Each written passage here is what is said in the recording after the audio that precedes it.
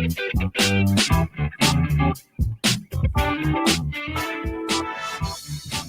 hello there, Travis Williams. How you doing, buddy? Well, hello. I hear lots of great screaming and cheering for me. I love it. I think traditionally I have a face for radio, so I don't know about this whole being on camera thing. Yeah, I have a face for radio and a voice for silent film. Nice. Like Charlie Chaplin.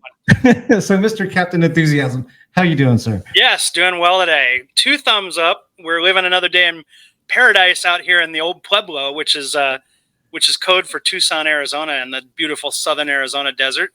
Yes, and we can explain real quick because there will be people that will eventually watch this that are not from Arizona and not from Tucson. So Old Pueblo is a nickname for Tucson. Yeah. I imagine it to be a lot like the Windy City is to Chicago. Yeah, so, it's the premise behind it. Of course, Pueblo means town in Spanish. So old town or Pueblo Viejo, old town. So. Yep, I love it. And I wanted to have you as my first guest on the podcast, just because I know you can carry a lengthy conversation and you can kind of carry this podcast and do probably most of the talking. Well, I've never been accused of brevity, and it's not going to happen today. Yeah, so I have no problem thinking we're going to go to at least an hour today. Yeah. And of course, one of the other reasons I wanted to have you on, besides we're friends, of course, to highlight Old Pueblo MTB. And yes, of course, you got the jersey on. I got the hat on. And yep. Always repping.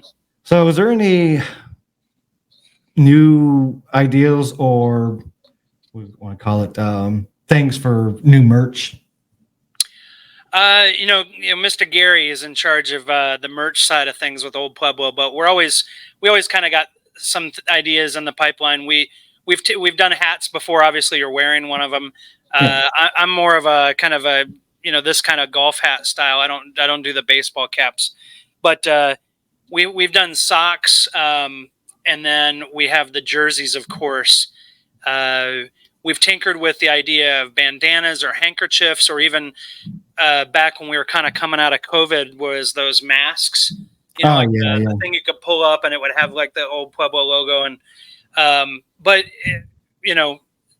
when someone actually crosses the bridge of having to pay for something like that, you don't know how popular they're going to actually be. So we've just kind of dabbled a little bit, and the jerseys are by far our best merch and our best items that help rep or indicate to people out on the trail that you're kind of affiliated with our group. So, and the jerseys are very iconic and very recognizable. And one of our own members, David Montrell, is the one that designed the logos for not only the jersey I'm wearing and kind of our main jersey, but all of our ride graphics are also done by David Montrell and his design firm. So he's been a longstanding member and kind of helps work in tandem with Gary to work on the merch side of things. So, if anyone out there is listening that has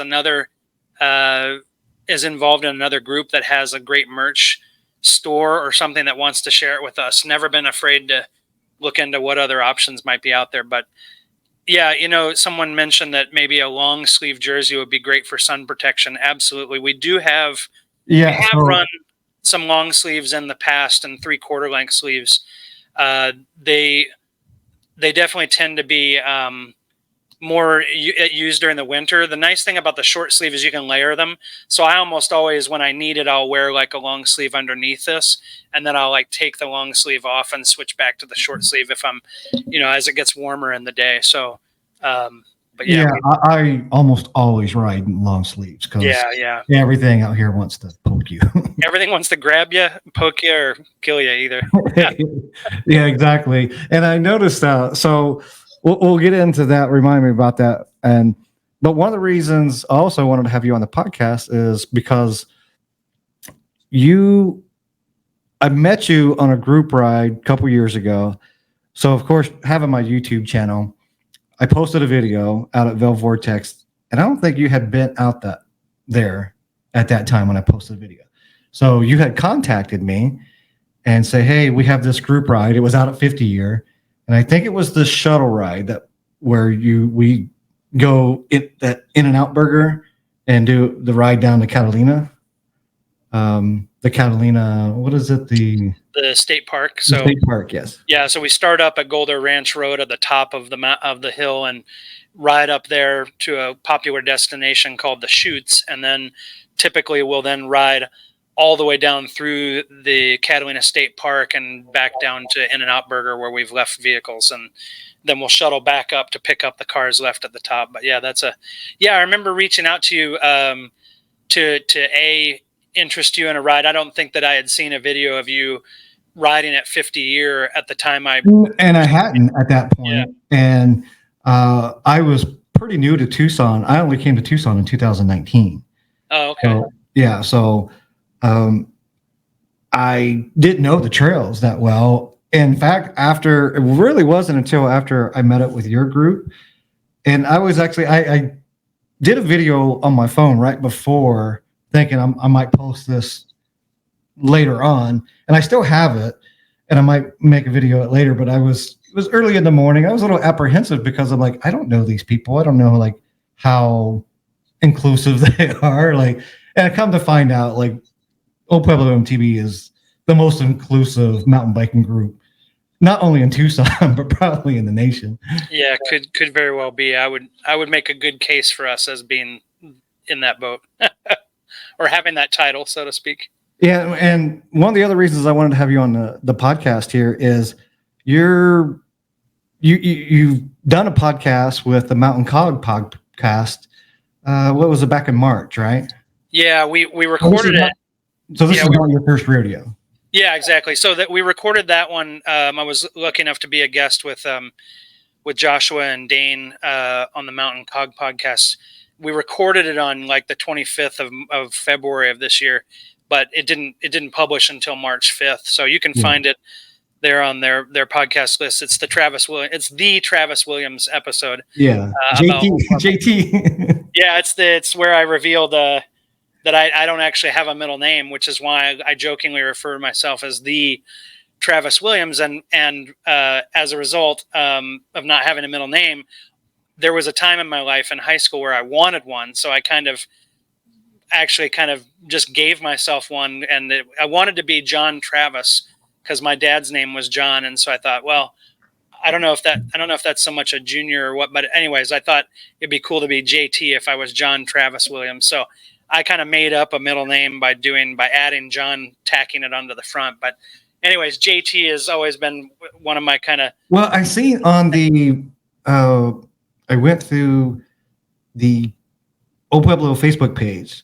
Yep. And I think you're listed on there as one of the main admins, and it's JT Williams, I think.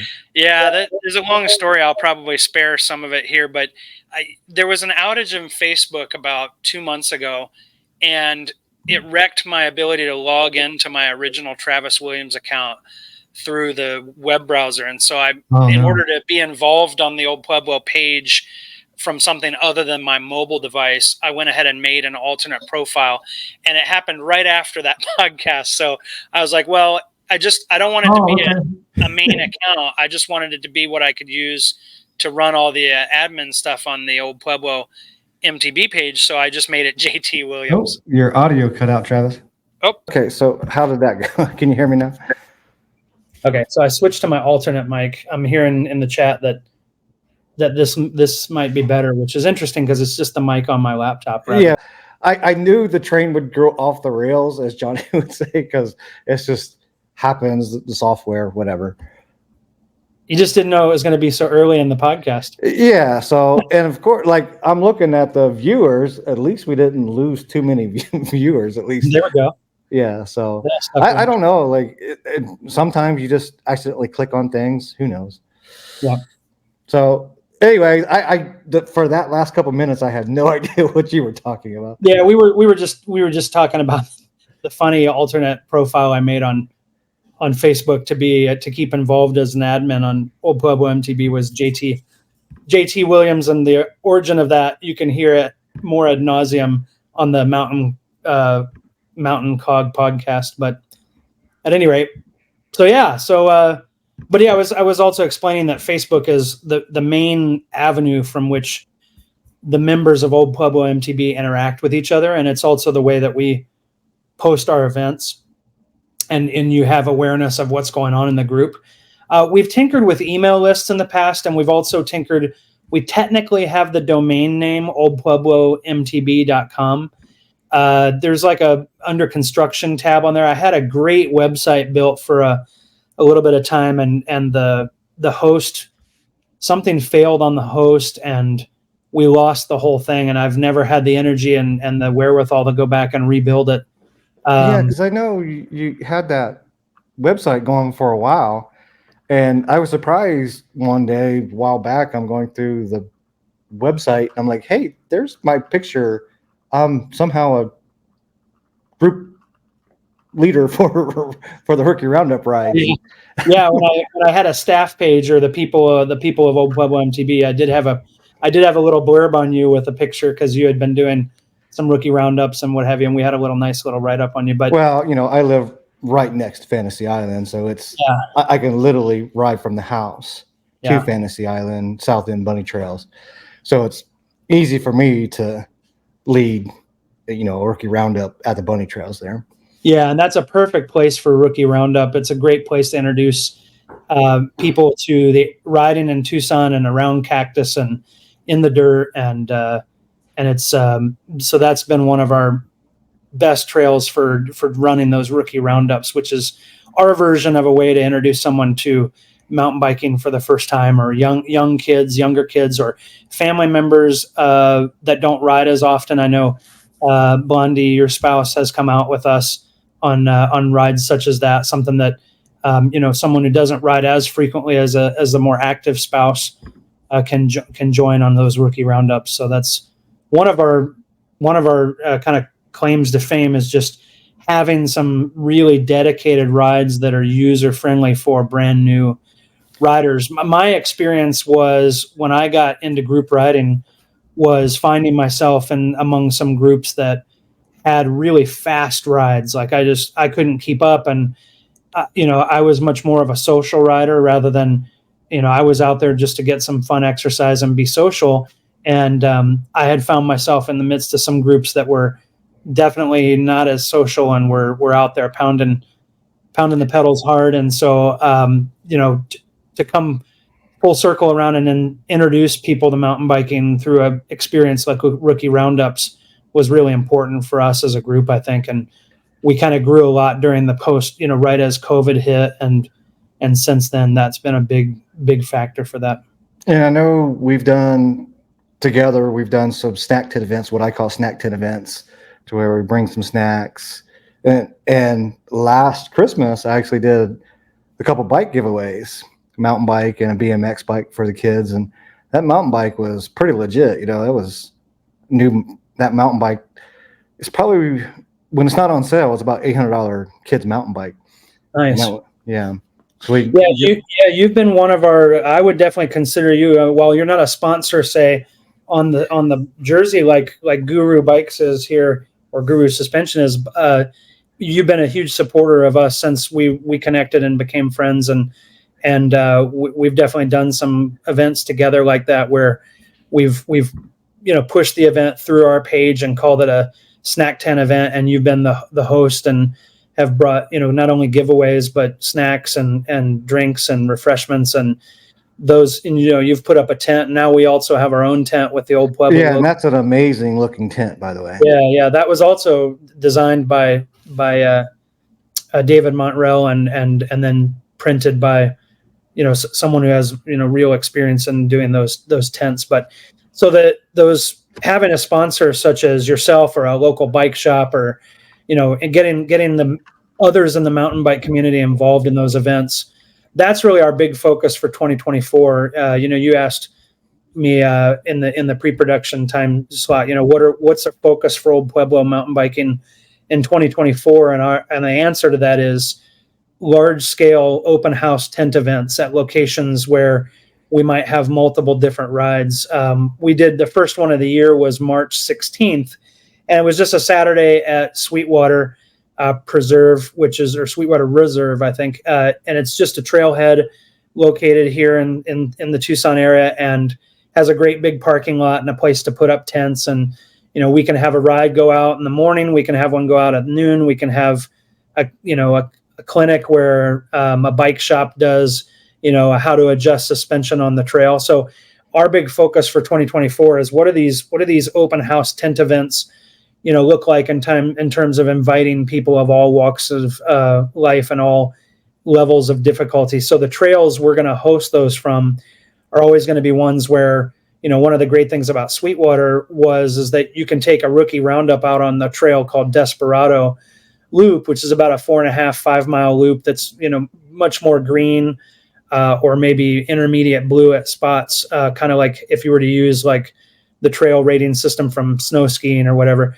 But then also there's other routes you can do that are much more challenging and have a stretch like called Lost Arrow, which I would argue is, at least for Sweetwater, is a black section. Yeah, An expert section in that trailhead, and a lot of people walk that.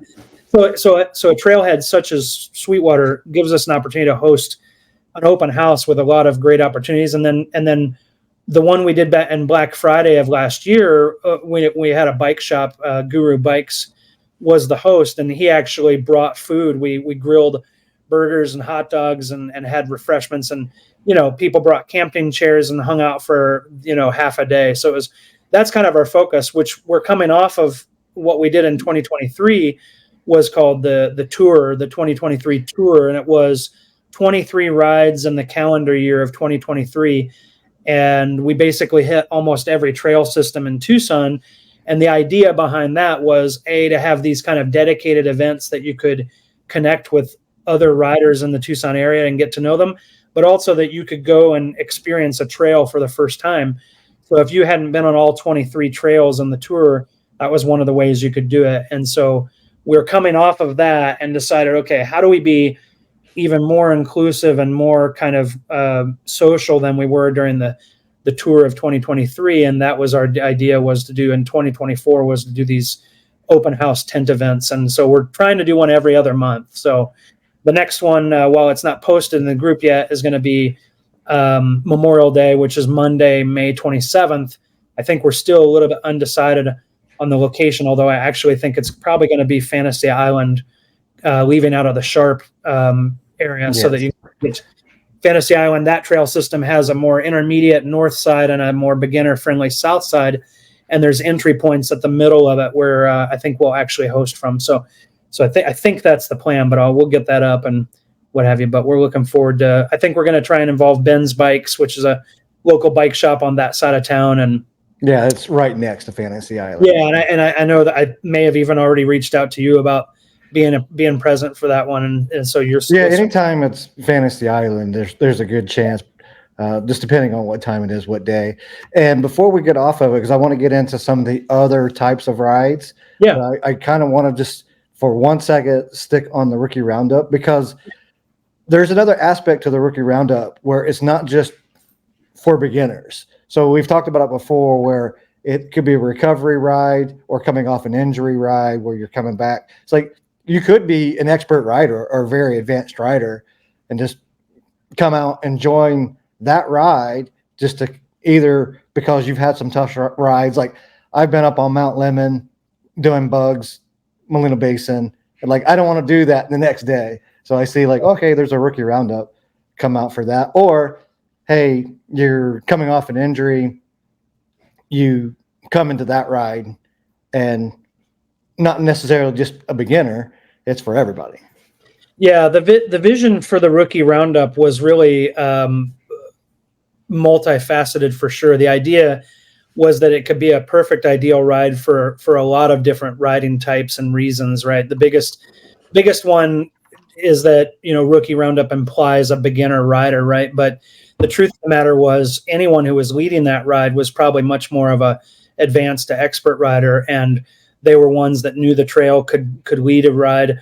But oftentimes, it could be used as a perfect recovery ride. someone who had done a really hard ride the day before or had done a series of challenging rides that just wanted to get out and get a recovery ride in, something easier. They're usually shorter distance, and they're usually, there's not usually any climbing involved. They're usually flatter trails. So it definitely gives you an ability to use it as a recovery ride. But I think one of the most common things that we saw when we launched them in the winter of 21 was people using them to come back from injury. Yeah. So someone who has had a fairly significant mountain biking injury and has been off the bike for, 2 to 3, 4 months, or whatever, and they wanted to they were worried about what fitness level they had lost while they were out on injury. You could ease your way back in, but then obviously one of the greatest things about the Rookie Roundup is it's just such a social ride. Like, yeah, and I was going to get into that. It's another thing is even say, because most, advanced riders say if they do they can go out on the bunny trails and do it themselves, right? But it's probably a lot for the social aspect of it's like, hey, how you doing? How are you recovering? Do you need anything? That type of thing. Yeah, and it's great for kids too. Like we've got we have a version of the Rookie Roundup called the Little Shredders Edition. Exactly. And yes, we've got a couple of dads or moms in the group that have kids that ride that are young kids. Like, one of them, Sean and Jessica have they have a young, like a 3-year-old or some 3.5, 4-year-old. Actually, I think he's aged a little bit over the couple years, but I think he might have won one of your bikes. Yeah. So are we talking about Declan? Yeah, Declan, little Declan. So yeah, he's older than that now. So when he first started riding, he was probably about 4. Okay. My kids are teenagers now, so I've lost track of what little kids are. Yeah. So he won I think it was the 24-inch. Okay. I don't think he might have grown into it or is getting ready to grow into it. And I seen they posted one video where he was on that bike. Nice. But yeah, so he might be around 6, 7 now. Okay. Yeah. The idea that those little guys could get, you could find girls and guys of that age frame, and also parents who may struggle to get out and go riding because maybe they have to get a babysitter for their kids. A great example of the value of the Rookie Roundup, especially a Little Shredders edition, is getting parents together where they don't have to spend time away from their kids to go mountain biking. They can actually bring them along. So that's another good example of a much more experienced rider that might be riding a Rookie Roundup. That the reason that they're out there is, as someone in the, as AZMTB biker has said in the chat, that they never thought of a Rookie Roundup as being something like a recovery or a chill ride. That's exactly what it can be for someone who's more experienced and is going to go hard the next weekend or whatever, kind of a deal. So, so we'll transition to the other types of rides that Old Pueblo offers. So can you get into a little bit of that? Yeah. I think I'm kind of famous for naming things. Now, oddly enough, Captain Enthusiasm, which you can see, I'm trying to point to it. It's the Captain Enthusiasm, by the way. It's Captain Enthusiasm. That's my nickname. Actually, is not a nickname that came from mountain biking. It was a nickname that came from some buddies of mine involved in some church service related stuff. And he thought of me as the Captain of Enthusiasm. Like I just was always incredibly enthusiastic about just about anything, and I was always up for anything. So anyways, I'm kind of famous for naming things, and I love to name rides. I like to name people's bikes. I just have lots of names for things. So I started thinking about what's a naming convention and naming our actual ride events that would give people an opportunity to understand what to expect.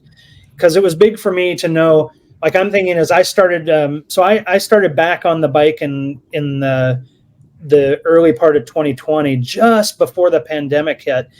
And I had taken a long time off the bike, about 13 years, because I was earning a living as a professional photographer. And a lot of my jobs were weddings and they were booked, a year out. And I found that if I were to have an accident on the trail and be out for 3 months, that I might not actually be able to shoot the wedding events that I was already contracted for. So I was off the bike for a long time. So when I returned in the spring of 2020, just before the pandemic, I went on a couple group rides that were not of our group, not of Old Pueblo MTB. and didn't know what to expect. And of course, like I was saying earlier, I got on a couple of these rides, and when I did, I didn't know what to expect. And in one case in particular, they were just like off like it was a race, like, and I never saw them again. So, Yeah, so a part of my motivation for naming the rides and coming up with a description for them was so that a rider who wanted to join us could be very aware of what they were getting into. So the rookie roundup is kind of that entry level. It's, the name implies that there may be beginners. It may be a relatively easier ride. Then we have rides here in Arizona that start before 9 a.m. And in the summer start much, much more before 9 a.m. Like more like 6 a.m. are called dawn patrol rides. Yeah, and it does get pretty light out here, say in the summertime, June, July. Like you could literally go riding right at 5 o'clock. Yeah. The sun's cracking up, sometime around 4:30 in the morning, oftentimes by the middle of the summer. So, so we have a ride called the Dawn Patrol, which was an early weekend ride that was either on a Saturday or Sunday. And the idea behind that was it was kind of the ride that I anchored. So it was a little more intermediate. I had done a first mountain biking career from 2002 to 2007. So I was not a beginner rider when I returned in 2020. So the Dawn Patrol rides were a little more intermediate. And then as the year went along and it was not quite as hot, we would call that same ride the Midday Mayhem ride. And those rides would start sometime between 10 a.m. and 2 p.m. So that was kind of the intermediate weekend ride. And then there's a ride that's been around forever with Old Pueblo. We started in 2011. And in 2011, the main ride that was started by Todd Rasmussen and his friends, his core of friends, they're called the OGs, or the old school OGs. And by that, I mean, one of my reasons for naming them that, which I caught flack for early on, was the idea that they're not old. It's not about them being old. It's about the fact that the ride times of Sunday afternoon. Not old guys. Yeah. OGs was more like the original, group members. The original gangsters. The long-standing ride time slot that was being done week to week was Sunday afternoons, and that ride has a variety. It's a no-drop ride, as most of our rides are, which I'll describe what that means in a moment. But it was a variety of skill levels, and they almost always had enough people to break into two groups. So there's the old school OGs on Sunday afternoon. I kind of talked to Todd and said, hey, I can't ride on Sunday afternoons week to week. It's just too much of a family time, and I had possible job responsibilities. And so I said, hey, do you mind if I just post a ride on Saturday mornings and see who wants to ride on Saturday mornings? Because Todd himself and some of his core friends didn't ride on Saturday mornings for various reasons. I think at the time, for a lot of years, Todd was actually working on Saturdays. But so he said, yeah, go for it. He was like, hey, of course, I was enthusiastic enough to think I was going to, get anyone and everyone. And so it started out as just, hey, come ride with Travis on Saturday mornings. And, before long, it became, it's clear that there were a lot of people that could ride on Saturday mornings. And so we, while I certainly continued to do so and post those Dawn Patrol rides, it grew into a lot of ride leaders being kind of empowered and encouraged to host rides. So so we have, in addition to variety of rides like the Rookie Roundup, the Dawn Patrol, and the Midday Mayhem, if it's certain times of the year, we also have the old school OGs ride. But then another thing was we wanted there are people in our group who are fast riders, very skilled. We have some incredible mountain bikers, men and women, in our group. And so I launched a ride called the Optimum Octane, which was an idea of a ride that was going to be fast paced and a more difficult trailhead. Just something that, so that there was a little bit of something for everyone. And there was definitely people that were willing to lead the Optimum Octanes that wasn't me. So, so I've been on a few of those, mainly on Mount Lemon, because those are pretty advanced rides. I am not fast, but I am a technical rider, at least for that. So, a lot of those rides end up on Mount Lemon. So we have some Optima Octane rides up there, but we've also done some intermediate rides where we've introduced some riders that are advancing into Prison Camp to Molino Basin. And and I've done a couple videos on that featuring Old Pueblo. Yeah. When we'll do a trail like that, where it's where an optimum octane ride at least has the possibility that you might get left behind, or that it's going to be a faster pace than you're used to. Again, going back to the idea that I wanted people to know what they were getting into, and when we post those rides, we have ride descriptions.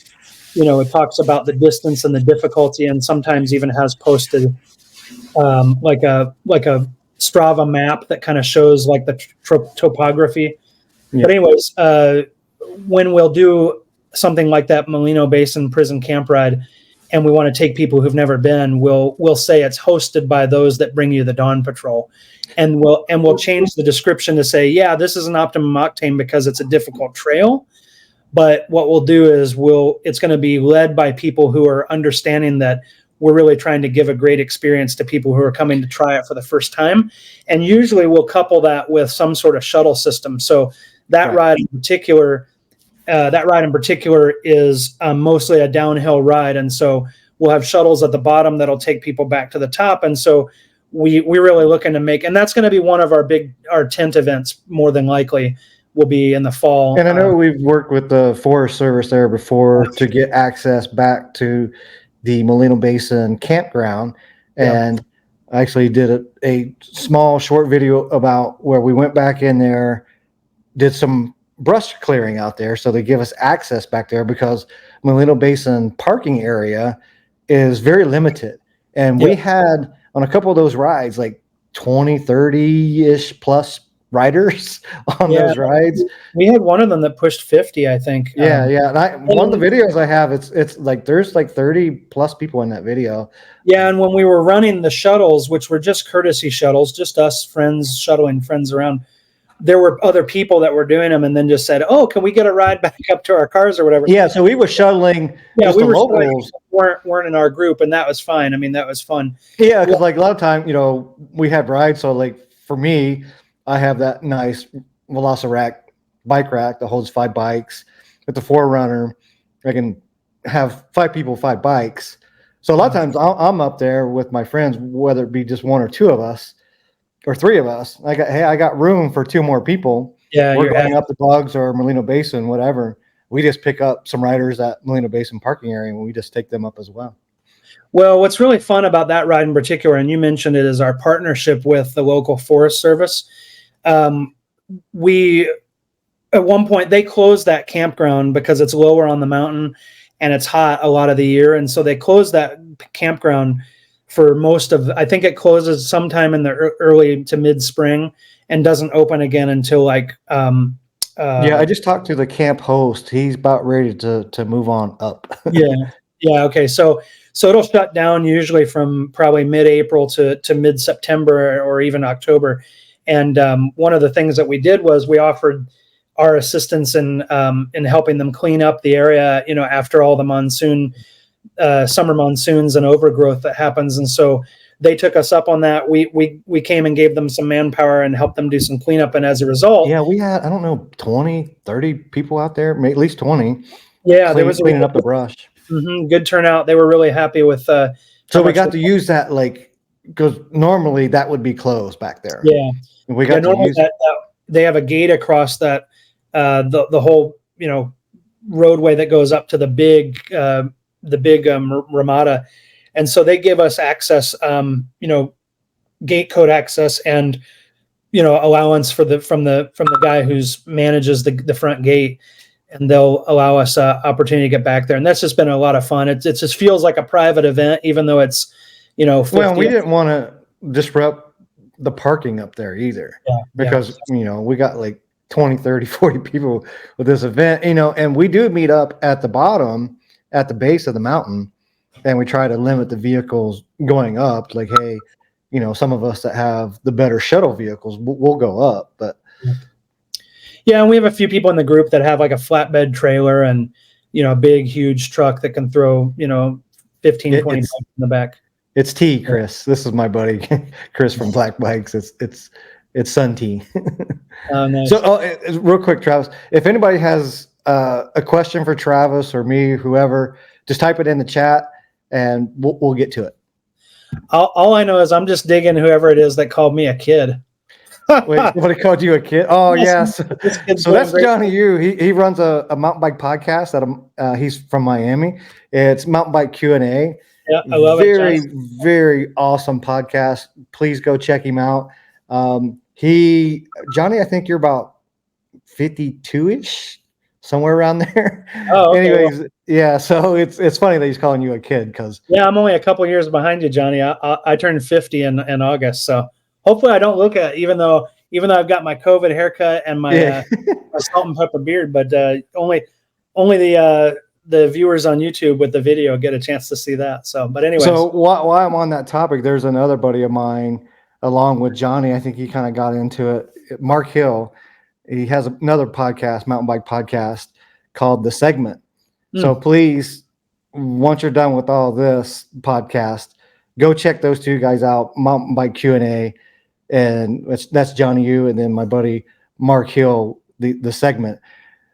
Mark Hill was out of Southern California, like San Diego area, Marietta, but he has an awesome podcast as well. that's cool.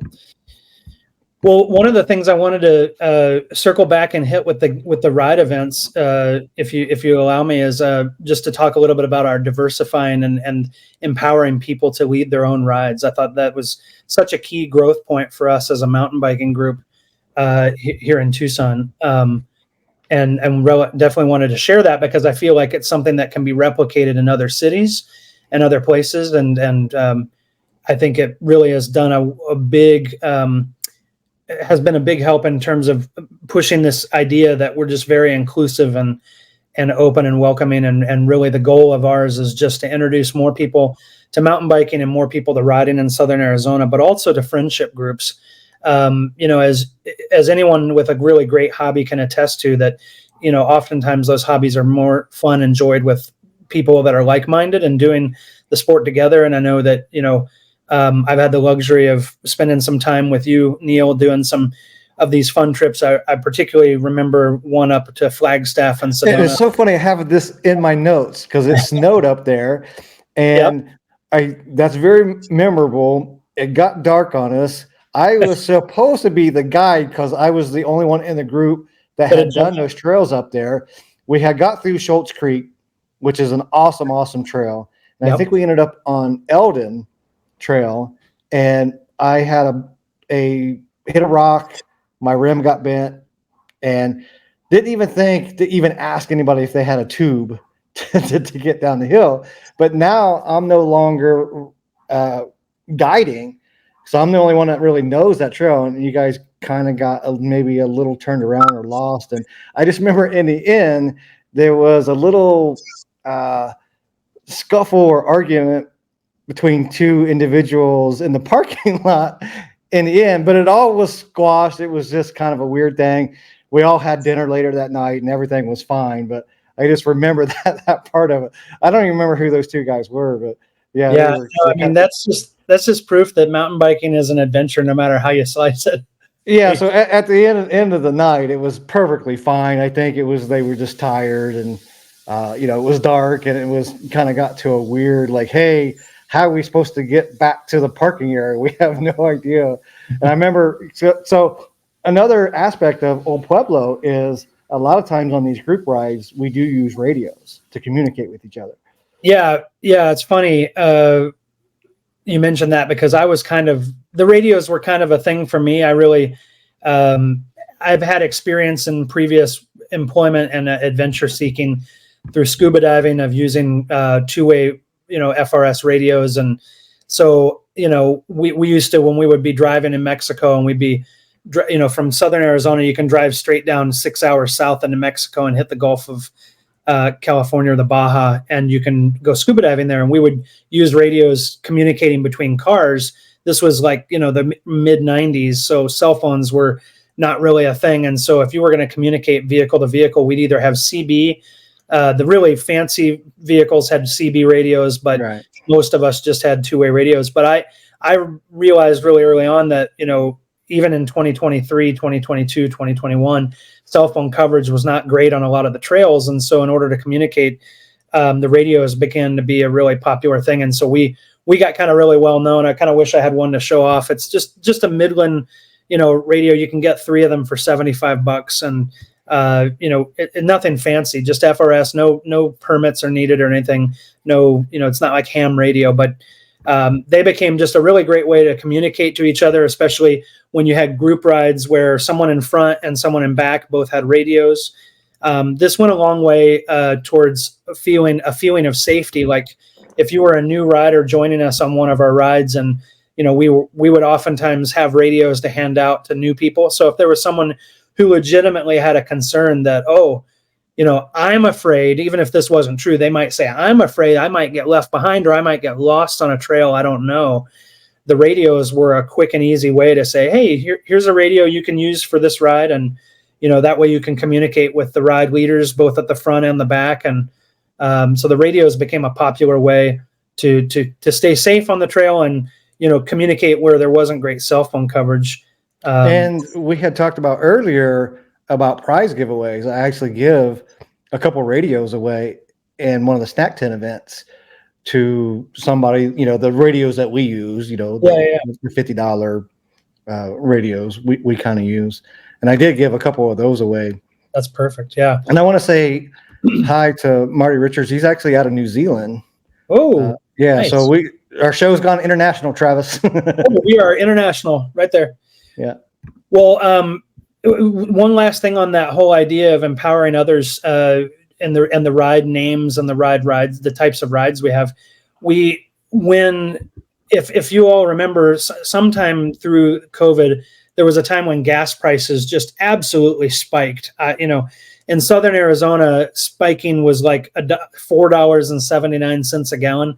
I know if you're in Southern California, I think it went well over $6. Yeah, it was like $7-8 in some spots. Yeah, ridiculous prices. And here in Southern Arizona, $4.79 or $4.89 was the highest. I think I remember it hitting, which, and even right now it's right at $4. So it's not like it's that much cheaper now. It has gone down and back up. But the point being is that at one point we decided that in my Pilot, I have a Honda Pilot, and it gets about 16 miles to the gallon. And I live on the far northwest side of town in a suburb of Tucson called the Oro Valley. And technically, if you look by drive times between myself and you, Neil, we're about an hour apart. Yeah, and I was going to say that's why I like doing this virtually through, video, is because we are about an hour apart. So to try to meet up, for me to go up there or you to come down here to plug in to the podcast studio here, it's a little easier. And of course, we can talk to anybody, whether it be in New Zealand, Australia, wherever. We can do it this way through the program I'm running here. It'd be kind of cool if you could do a mountain bike ride virtually like that, but BKXC, he's tried that to where he's done like a kind of a FaceTime, live stream ride, but the problem is, of course, you lose coverage. So if you're in town, you're in the middle of town with good cell coverage, it's fine. But you start getting out to Nowheresville, like Mount Lemmon, for the most part, once you get down to say 6,000 feet, there's no cell phone coverage. Yeah, for the most part.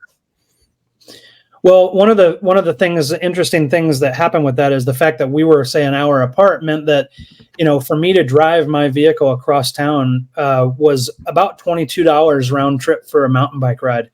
And that began to be cost prohibitive, especially, if I'm riding as much as I was. So what we did was we had some East Side friends and we had some Northwest friends, and it was like, why don't we divide and conquer? Why don't we have an East Side ride this weekend and a Northwest side so that people could. Well, and here's another point I want to make. So Old Pueblo MTB is not, so you go on your Facebook page and you see the events. It's not just one ride for the weekend. It's multiple rides. Truth. And multiple disciplines, whether it be beginner, rookie roundup, all the way up to intermediate to optimal octane. So there could be potentially 2 or 3, 4 different rides going on, because correct me if I'm wrong, I think Old Pueblo has over 4,500 members now. Yeah, I mean, there's no way, I guess, to really know how many of them are real or Well, yeah. So that is on the Facebook page. Yeah, now, yeah. I will say there are times, like I've led rookie roundup rides where we had 54 riders in my video. Yeah. Now, when I kind of came back to the bike just before the pandemic started and started riding again, and this would have been February, March of 2020, like literally just before the pandemic started. Old Pueblo MTB had about 850 members on the Facebook page. And at that time, just for a variety of reasons, there was really only the one weekly ride, which was the old school OGs on Sunday afternoon. But when I approached Todd and said, "Hey, I can't ride on Sunday afternoons. Can I post a ride for Saturday morning?" It was that, and having another time slot with a group ride that one could join, and it was then the massive benefit that we got from COVID happening in terms of people's interest in outdoor activities and not being able to go to a gym or the being outside and doing something during COVID. Mountain biking and the bicycle industry, as we all know, benefited massively. Mountain bike riding bikes and cycling, along with, I'm sure, other outdoor activities, all went through the roof during the COVID pandemic. And I got a caveat to that. So in the YouTube sphere, the YouTube videos during that time went up exponentially during that time. So you see, like, views now compared to then, it's night and day. It is absolutely night and day. Interesting. Yeah. So, like, if you look at even the biggest mountain bike YouTuber out there, Seth Bike Hacks, now Burn Peak, incredible content, right? But you look at his videos during that time, and even a few years before that, like it's like dropped off by millions, and in views. Yeah, that's interesting. So when during the since basically the start of the pandemic, with 850 members on the Facebook page, we're now pushing 4,500. A short 4 years later. And so when I joined, it was about 600-700. And in my mind, I would also hope to think, like, maybe just a little bit, a part of that was some of my videos featuring Old Pueblo MTB, on my YouTube channel, which, about every sixth video or so is something to do with, our group ride. So hopefully maybe some of that came from my videos of, kind of highlight. I don't think there's any question that definitely played a role. I mean, I think there was a lot of things working together. I mean, that and the pandemic, of course. Yeah. Well, and so, one of the things that happened real quickly was between raising up some other leaders and other ride leaders and what have you, in addition to that, and having then split up across the city from each other when the gas prices got so high, we empowered at that time, Gary and Todd and I, who are considered kind of some of the main admins for the channel, we're just the servant leaders of the group, and really empowering others to post a ride and lead a ride and get comfortable doing so.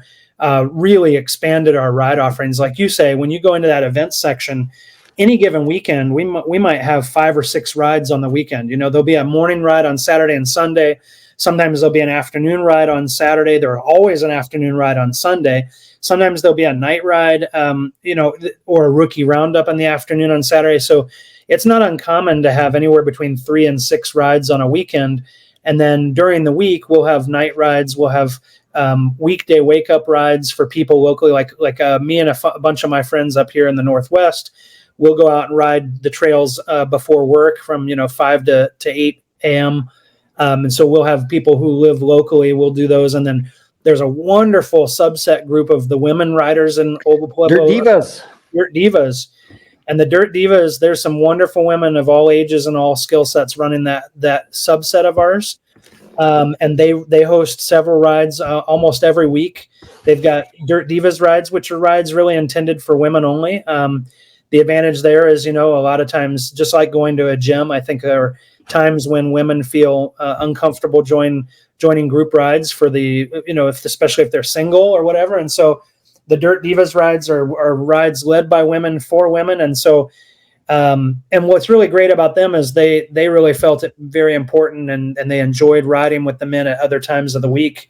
So they really wanted to stay a part of Old Pueblo and have women specific rides, but not have a women specific group. Like they really wanted to stay connected to us because a lot of them were friends. Yeah, with and Old Pueblo and Dirt Divas is pretty much synonymous with each other.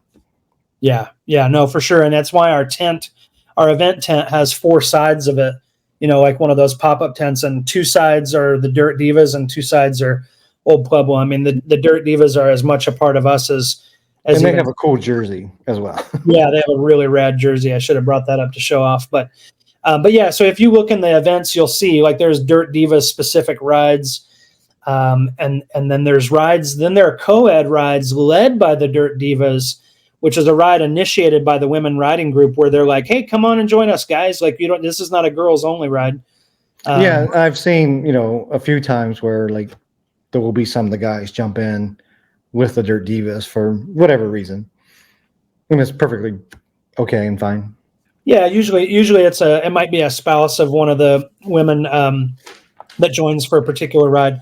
But as a general whole, I know the vision for that group when they do a true Dirt Divas ride is their goal is, mainly to be women specific. And I think as a general whole, that boundary is respected pretty well. And I think the culture's gotten to where, it's one thing to run into a group of guys that are out there that then ride with them for a little while. It's but that's just another one of our rides. So we've got the Dirt Divas running women specific rides. We got the rookie roundups, the Optimum Octane, the Dawn Patrol rides, the weekday wake ups, the night rides. I mean, there's just about anything. I did want to do a shout out. I think that Gus jumped in here for. Yeah, Gus was in here like a rare Gus sighting. Yeah, he commented about how good looking we were. Gus is still around. I want to say thanks. And I want to say hi to my buddy Trail Pimp. He was featured on one of the other podcasts. I think it was either Johnny's or Mark's. I can't remember which one. What's up, Trail Pimp? Again, if anybody that's live in here, if you have questions for either me, particularly Travis, please type it in the chat. This is my first ever podcast, so I'm doing my best to keep up. I have mentioned Mark Hill and the Segment Podcast and Johnny Yu. Yeah, I have such an appreciation for you guys doing these podcasts. It is not easy. And Travis, you're making it easy on me because like you're doing 90% of the talking. And so I'm trying my best here. Well, we had the kind of audio issue that was going on, early in the podcast, but we're going good here. You still got some time, Travis, because there's some questions I still got to ask you. Yeah, we recovered nicely from the early issues, and I think you've got sounds like you got a lot of buddies doing podcasts that have paved the way for you. Not only, a couple of them doing podcasts, but some of them have been guests on the podcast right here. So I know Marty, he was a guest on one of those guys' podcasts. I can't keep them all straight. And then my buddy Chris, Black Bikes, he doesn't really do videos anymore, but please go check him out. Black Bikes, particularly his first video ever. So in the YouTube world, most of us, like when we do our first video, they're horrible. They're absolutely horrible. Not Black Bikes, not Chris. His first video was an incredible video on, what was it, Chris? The invention of the greatest invention ever made, the bicycle, something like that. Anyways, please go check that out. It's one of the best videos about cycling, mountain biking on the internet.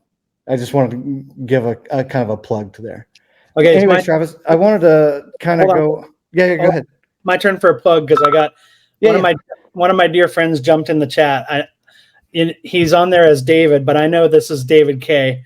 Because it's so funny because this is actually in my notes. What's your favorite trail? Yeah, he asked me what's my new favorite trail. Man, I miss you, David Kern. I hope that you get a chance to get out here to Tucson to ride with us again soon. To answer that question, it changes frequently, as David knows and is kindly pointing out. When we got to experience several trails together, he always laughed at the fact that through my enthusiasm and everything, I would say it's my new favorite trail. So I think my new favorite trail is always the one that I experienced most recently. So for me, I just did I've done Ridgeline behind me in my neighborhood in the Tortolita Mountains. Ridgeline is a very challenging trail that's made much easier by an e-bike. Yeah, and maybe we can get into that here in a minute. Yeah, I happen to ride a 2021 Levo Turbo specialized turbo, Levo Turbo. Anyways, all that to say is that my new favorite trail is probably still Ridgeline, although I know that because those that have not ridden Ridgeline here in Tucson, it is about 2 miles of a downhill, but the problem is getting to it. yeah. Well, and it's through a 12-mile loop, it's about 2,000 feet of climbing. So that's why I say it's very made much easier by an e-bike. But so I think I miss you too, DK. I think that my new favorite trail would be probably my top 3 just in this area is Ridgeline here on the Honeybee Trail system. I love Oracle State Park up the road from me, about 30 minutes. That's got some wonderful summits and beautiful high desert views. And then, it's really hard for me not to love a trail like Sweetwater, which feels like a bike park to me in terms of just having all kinds of great little, loops and pathways and mapped out tracks you can go on that just really enjoy Sweetwater a lot. So I'll go into my quick.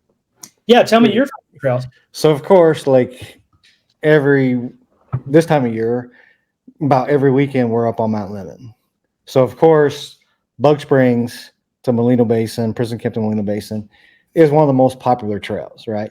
Right. So, but as the summer comes in, we'll go all the way up to Aspen Draw, which the one of the few areas out here we can actually ride with shade and up in the aspens and actually ride in the trees. Yeah. So anything up on Mount Lemon is just awesome. It is very technical riding up there. So it's, all pretty much black diamond, double black diamond trails, but it is our gravity fed trails that here in Tucson, but with a bunch of punchy climbs. So like you're climbing up a bunch of rock chunk, and that's just Tucson. Everything out here is chunky. There's no like pure downhill. Yeah, truth. Well, yeah, that's cool. Yeah, I know you've been a frequent rider on Mount Lemon. I know you've done a lot of videos up there, and you've really taken to the Bug Springs kind of leading into Prison Camp. Yeah, and even some of the other ones, beyond that is going down to Biota to Milagrosa, which is another animal in itself, because Milagrosa is a double black diamond. It is a beast of a trail, and it's out in the middle of nowhere. So once you go up, so part of Mount Lemon, those trails are part of the AZT, the Arizona Trail, which stretches forever. 800 miles to Arizona. I think it goes from Mexico all the way up to Utah, right? Yeah, exactly. So yeah. Well, one of the great comments in the section that someone asked about, they asked a legitimate question, which is the Levo the best e-bike out there? Where was that in the chat? Yeah. I don't know. Octodad asked the question: is the Levo the best? And just to clarify, the Levo he's referring to is Specialized has a mountain e-bike called the Levo Turbo, and I have the 2021 version of it. It's the aluminum with the biggest battery, biggest motor. It weighs about 53 pounds. And I certainly love it. It fits me like a glove. I wouldn't be the one saying that I think it's the best one out there. There's so many good e-bikes these days, and I've got dear friends that are riding Orbeas, like David Kern, who is in the chat here. There's friends riding Rocky Mountains. There's Specialized. So I got to plug the YT Decoy. Yeah, see the YT. So some of my friends out there in Southern California, Mark Hill, Joey Yates, they're ambassadors for Decoy. They're always plugging the YT Decoy. Yeah, there's a guy here in town, a local chiropractor named Dr. We call him Dr. Mike. He just got into an e-bike. He was riding a 26. He's a Canadian dude that's been riding downhill parks and all that stuff for eons. And he had an old 26er that he was riding up until he went onto a YT. I don't know the model, but I know it's a YT e-bike, and he just absolutely loves it. And but yeah, so as much as I love the Levo Turbo, and in fact, I actually got a license plate in the state of Arizona. I got a vanity plate that says Levo MTB, so LE awesome. MTB, because my funny thing is I drive a 2005 Honda Pilot, and it just turned 300,000 miles, and so when my Levo Turbo is on the back of it on a bike rack, it costs more than the car itself. Yeah, exactly. So all that to say is that while I can sing the praises of the Specialized Levo any day of the week, and I love it to death, especially because it's in the orange color that just suits me perfectly. Well, of course, it's the old Pueblo. Yeah, colors. It looks like it's the old Pueblo bike, but I mean, there's so many great bikes out there, and there's so many great, e-bikes. I think what we're all learning and really fast is that e-bikes are here to stay. And I've oftentimes said this, and I won't claim to be the one that said it first, but e-bikes coming into the mountain bike world is a lot like snowboarders coming into the snow skiing arena. We're all sharing the mountain together, right? E-bikers and as some people now call them naughty bikes, not e bikes, naughty bikes. I like to say, because mine is called a turbo, I like to call the other bikes naturally aspirated. Yes. But, and I know you mentioned that on the other podcast. Yeah, and some people call them acoustic, is a common term for a bike that's not an e-bike. But at any rate, they're I'm trying to think where I was headed with that. I just actually got derailed on my thought there. But which is so funny, because I got my buddy Johnny Yu. He constantly says his brain derails on his podcast. Kind of ADHD. It's one of his common sayings. I love you, Johnny. You're the greatest, man. But it's funny because it's one of his common sayings.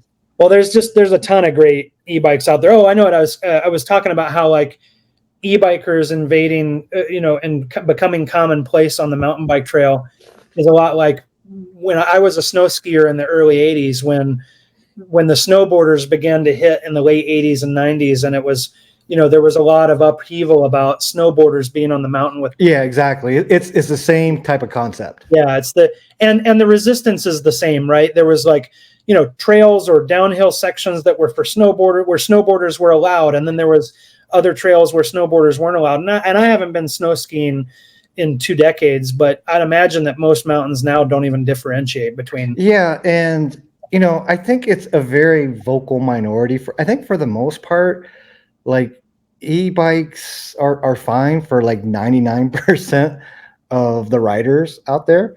Maybe in the beginning, but I think these days, like truly 99% of riders, like they could care less whether you're on an acoustic or e-bike, like, because like class 1 e-bikes, you have to pedal it. It's not like there's a throttle or anything. You know what I mean? Yeah, true pedal assist. If we're going to just define it here for definition and discussion, true pedal assist class 1 e-bikes do not have a throttle and require user input to even work. And even then, you can have the power off. You can have it in a small, slow, like if I have mine in what's called eco mode, I can customize it to be 10% power. Or if I'm in turbo, if I'm riding Ridgeline and I'm trying to go up that ridiculous fire road to get out of there, I'll have it in turbo at 100% power. So there's all kinds of various levels of which you can have the e-bike assisting you. But I think the real reason for the laws and the rules about e-bikes are specifically back when those e-bikes first started to make an arrival, and they had throttles, and they had issues with the batteries and engines causing fires. And out here the issue, and they've corrected all that for the most part. Yeah, and class 1 really, that was. And class 1 got lumped in with everything all the way up to gasoline. Motors. Class 1 is just a totally separate animal. Yeah, so I feel like most of the rules in this area in particular are anti. And this is a personal opinion, so I'll say that I'm not to know every angle of every side of this, but I will say that I feel like most of the rules are antiquated and haven't caught up with the allowance and the distinction between class 1 and other issues. Like one of the things that the problem with the Southern Arizona desert is it spends a lot of the year very dry. And so I know that when there was a fire concern from e-bikes early on, and I would say we're probably talking circa 2017, 2018, that was maybe a concern back then, but I think it's all been completely corrected in terms of. Yes, exactly. And one thing I've heard through the years too is the weight difference, right? But that goes from rider to rider. So like if one rider is say 150 pounds versus a 200-pound rider, there's a weight difference right there just in the rider. Yeah. If you were to talk about the arguments for and against, or what is commonly put as an obstacle for e-bikes when they say, oh, they're so heavy and on the trail they do trail damage. To me, that immediately goes away when you talk about a rider who's 60 pounds and 14 versus a rider who's 280 and what they used to call the rock crusher division in racing. So I mean, when you get those wide variety of variants and rider weight, why does it matter whether a bike is 37 pounds or 52? But what's David Kern points out in the chat is that the bikes these days are getting so hard to tell the difference. There's super lights, there's carbon, some of the bikes that some of my friends are riding with the lightweight motors and batteries and carbon frames are 29 to 32 pounds, which, is about the same weight as a standard, just straight up, Yeah, my enduro bike is like 35 pounds. Yeah. So, I mean, it's getting to the point where they're so stealth.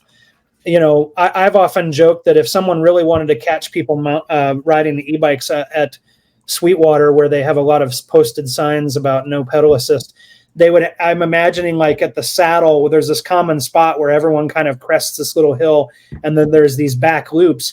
I'm envisioning like a U.S. Border Patrol kind of stop where you have to pull over into a bay and they have to inspect your bike to see if you're riding an e-bike. And that goes into another issue about the enforcement of it. I think most of the entities that would enforce these things, particularly with class 1 e-bikes, they could probably care less, to be honest. Yeah. Well, I think what we're learning too is there's a lot of bigger fish to fry than spending time with. Well, and it's in the chat here too. This is a whole other podcast alone. Is the Surons, the electric, which is essentially a motorcycle with it is a motorcycle pretty much that is a electric dirt bike. Yeah. It's a totally different animal. Class 1 e-bikes pedal assist, where you actually have to pedal it. It is a totally different thing, where we are seeing more and more all kind of videos out there of the Surons on mountain bike trails. That's a totally separate thing because the Suron's not a class 1 e-bike. Yeah, and the Suron to me looks like a motorcycle. One of the things about class 1 e-bikes, as David was pointing out, is they're getting to be so stealthy in terms of how they look exactly like a mountain bike. And so, it's really hard to mistake. And I think mostly you have true mountain bikers riding e-mountain bike class 1, pedal assist, whereas Surongs, I think my impression is you typically have the kind of traditional motocross guys who are experienced and ripping up trails where those trails are designed to be ripped up. But then there's places to ride those bike trail, it's problematic. In Arizona, it's just my opinion, but it should be on a single track mountain bike trail. Just my opinion. Yeah. And, okay, go ahead. My foray into the e-bike, and when someone asks me what is the best e-bike or isn't the Levo the best e-bike, my situation was I kind of fell bass backwards into a Levo turbo, and it wasn't. And I was going to get into that with the whole health scare. I was hoping you would kind of get into that.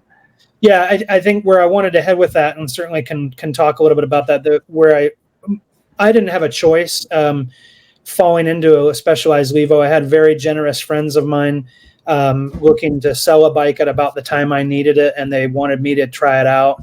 And so, like, I didn't go out shopping for an e-bike and land on the Specialized as the bike for me. Like, I wasn't comparing the Specialized versus Rocky Mountain versus Orbea versus YT, Santa Cruz. For me, I got one put in my hands, and I realized how wonderful the e-bike feature was going to be for me and my personal recovery.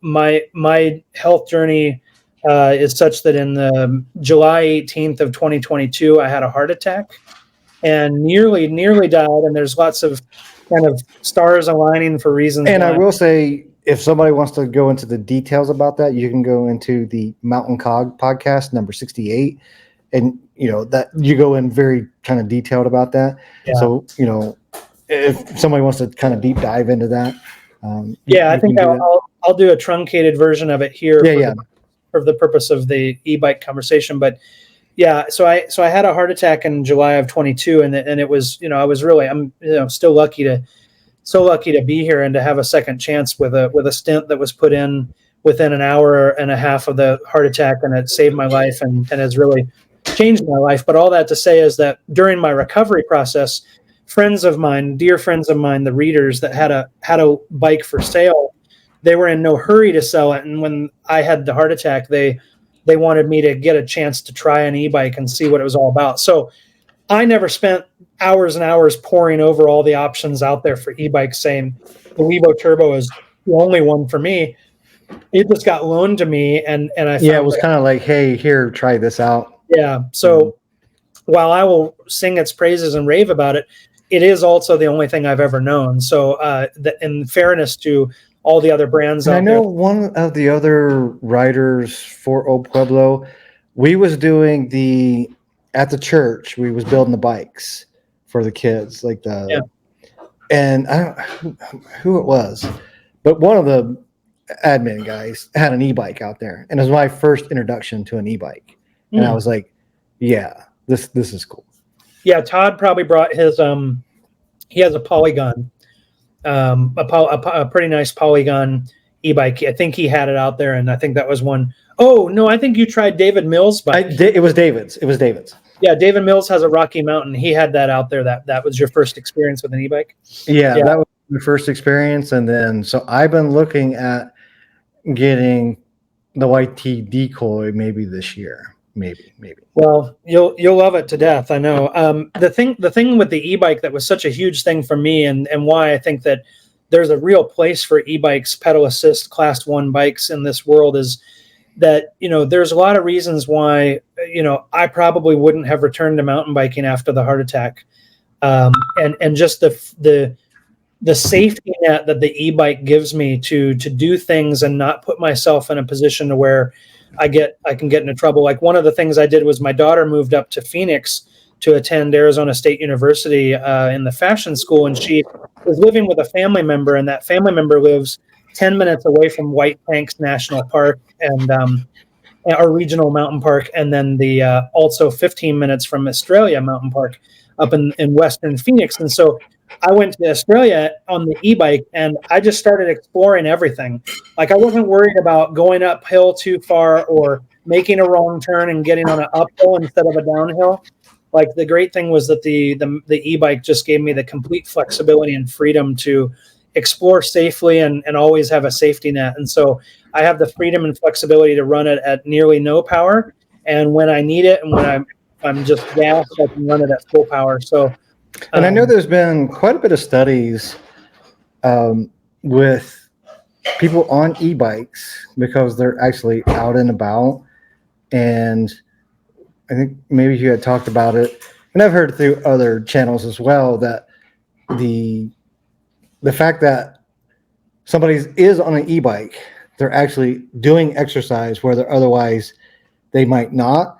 And people that have like Fitbits or some type of health monitor, tracker, smartwatch, it does conclude in some cases that you're actually pushing it quite a bit. Yeah, I would love to share, probably, as you pointed out, rather than go into depth on my heart attack story and the survival of that, which I did in great detail on the Mountain COG podcast, episode 68.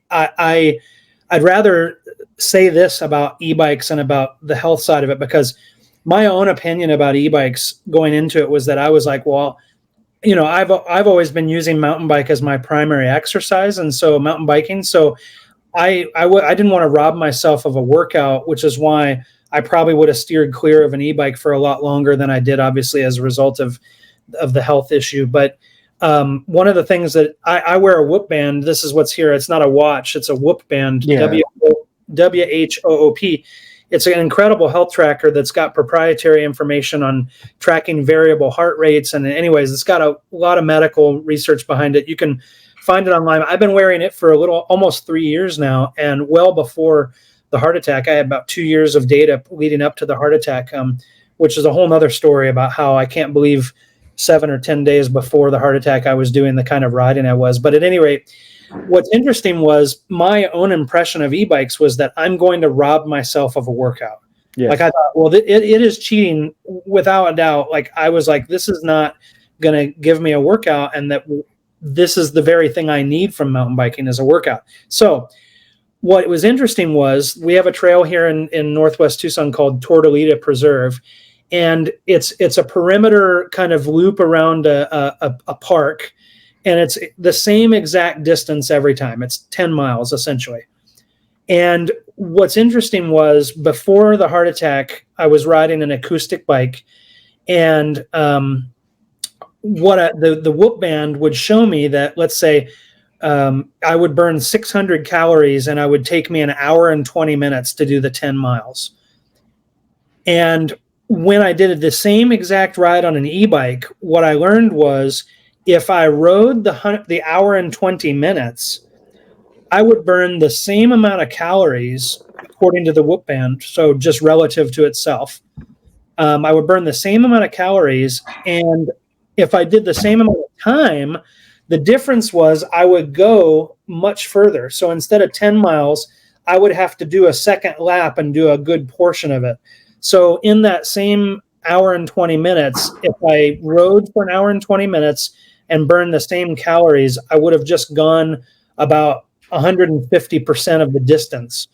So closer to 15 miles instead of 10. And so when I saw that, okay, I debunked any myth that I wasn't getting a workout, and that it just had more to do with if I invested the same amount of time in the activity, whether I was going faster and further. The truth of the matter was I was doing about the same amount of work from a physical exercise. Yeah, now here in Tucson, the downhills are so chunky, you're still using so much of your whole body in mountain biking to where you're still getting a workout and still having the fun part of it. Yeah. Now, I will say that there's no ifs, ands, or buts about it, that when you ride an e-bike, it is a million miles an hour. Yeah, a lot of my friends call it smiles for miles. Yeah, smiles for miles. There's no part of a trail now that isn't fun. Every uphill is fun. Every downhill is fun. So there's that. But I would definitely say that one of the things that impresses me about e-bikes and why I think they have such a special, important place going forward in the mountain bike community is keeping people out and involved and engaged in an outdoor activity much longer than maybe they might have. I know it's not only just a physical aspect of it, but the mental aspect, that if you do have some type of physical disability, injury, whatever, just to be out on the trails, socializing, the mental part of it is such a big part of that as well. Well, I don't think I'm overstepping any bounds here by saying that David Kern, my friend who popped in the channel here, I'm not sure if he's still here, he would admit that he's a good bit older than I am. I won't say ages or what have you, but it's history, and he wears it very well. And one of the great things about that, the fact that both of us are on e-bikes most of the time. I know he has some acoustic bikes as well, but we enjoy riding together at the same, we can keep up with each other and we can do the same trails and enjoy the same experience. And, we're a good bit of difference in age. And it's just, what's so fun about that is that, there's just really no end to who can enjoy mountain biking and for how long and into life they want to with say mountain bike, with e-bikes. So I think they're here to stay. And I think what really needs to happen probably is a progression of the legislation, and which takes just it just takes time, and it takes snail's pace. Yeah, and the manufacturers, need to continue to work with local authorities and what have you to just prove that they're not doing trail damage. It's riders do trail damage, not bikes. Well, right? I've been riding, so I was out of riding for just a little bit, and I had talked about you before, backstage, that from pretty much December to April, I only did like 3 rides, and I've done 7 rides in the last 10 days. But I could see when out riding Fantasy Island, bunny trails, you could see where people were riding it during the rain. Mm-hmm. And it's kind of rutted up, and that probably needs to be fixed by the trail maintenance, SDMB, at some point. But that was just because of the rain. It had nothing to do with because of the e-bikes. Right. Yeah, that could be any bike. Yeah. And so I think that it's just going to take a lot of time for the authorities and for the lawmakers and for the trail builders to just all. And like I mentioned before, most of the enforcers of that for the class 1 only e-bikes, they could pretty much, for the most part, care less. Well, I think that the lack of enforcement is certainly in our local area here in the Tucson area, the lack of enforcement or resources given to enforcement is at least an indication as to how much general concern there is for it, or maybe the concern is high and just the enforcement of and you're always going to have those ones that are just against it, and it's a very minute, very small selection of riders and people, but for the most part it's fine, I think. Yeah, my personal experience has been that probably a lot like any sort of gun control conversation where it's not the gun. I think the saying is guns don't kill people, people kill people. Yeah, exactly. Mountain bikes don't do damage on the trails. People do damage on the trails. And I think, my personal feeling about it is the most damage I've ever seen on a trail is from horses. And it's not that horses themselves are bad, but like if you they're talk heavy. they're heavy. Well, but if you talk about doing something when the trails are wet, yeah, with the mountain biking community in our local area is very keen and aware of the idea that riding trails when they're wet is problematic. But I don't see the same. I don't see the same awareness and general concern from the equestrian community. Now, that doesn't mean it doesn't exist. And I don't want to upset equestrian people here, but what I can say is that the most damage I personally witness on the trail, it happens from horses, for better or for worse. I mean, so the mountain bikers, a mountain biker is going to damage a trail, whether he's riding, can choose to damage the trail, whether he's riding an e-bike or a non-e-bike. And I've seen plenty of fast guys be faster on the trails than people on e-bikes. Speed. Yeah. So some of those. Speed. I mean, I've seen, plenty of acoustic riders cruising by it way faster than they should. So I love what Marty Richards here said, that they've got an 84-year-old e-biker that can hang with all the fast riders in the group. I'm not sure what area of the country he's in, but maybe that goes with keeping up with the young bucks, and still having that social aspect, the mental aspect of it too. Because being out there on the trails, for most people, I would think like it's such a mental health thing for most people, to where like, hey, this is great for my mental health. But 84 years old, not generally going to keep up with, say, a 24-year-old. But on an e-bike, kind of balances the difference. Yeah, it surely does. That's been my experience, and I think that. And I kind of want to, like, we've been on the e-bike thing for a while. So we're going almost to an hour and a half. I want to get on just a couple other topics. Yeah, let's finish up. So what is some of the events planned for Pueblo MTB? I know I've seen in the events page that there is a Angel Fire Bike Park event coming up. Yeah, for sure. There is a Father's Day trip currently planned to Angel Fire, New Mexico. I think you told me that it was about a 10-hour drive from the Tucson area. Yeah, when I did it, it was about 10 hours or so. Yeah, so one of the things that we definitely have some people in the group that want to do traveling outside of Arizona to do some riding. There's great stuff all across our state. We've done rides. You and I have even been up to Flagstaff together to ride Schultz Creek, and we've done some Sedona stuff, which is not too far north of Phoenix, which is only about three hours from us. Sedona is an amazing place, by the way. Yeah, and it's up there about every year to the Sedona Mountain Bike Festival. Incredible. Yeah. That's a whole other podcast as well. Yeah, when it's not too hot in Phoenix, there's some great trails in Phoenix. My two favorite are the Hawes Trail System, and I love Brown's Ranch. It's just like Disneyland. But so there are people who want to travel outside of Arizona, and so one of the things that a subset of our group, or groups of friends, have done is this downhill mountain biking at Angel Fire, New Mexico, which I want to say during the winter time is actually a ski resort. So yes, I think it is. Yeah, so they've got ski lifts, and that's kind of the bike park style experience. So there's going to be a trip in June over Father's Day for that, and then we've got a really good relationship going with a local bike shop here called Guru Bikes. Dane Higgins, which is on your shirt, by the way. they're when this is the Guru suspension logo, but they've since created an actual bike shop called Guru Bikes. And Dane, along with his partner Tyler, and I think they've got a couple other guys there that are really all about making that a reality.